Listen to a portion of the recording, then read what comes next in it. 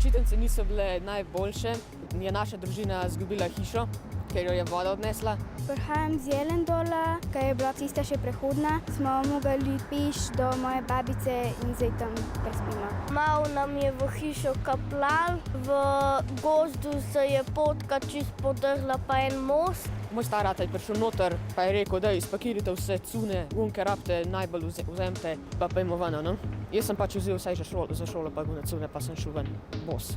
Ni bilo toliko vode, pa taka rjava je bila, pa je kar noto blok je lila in je bila cela poplava, 1 meter pa 60 centimetrov.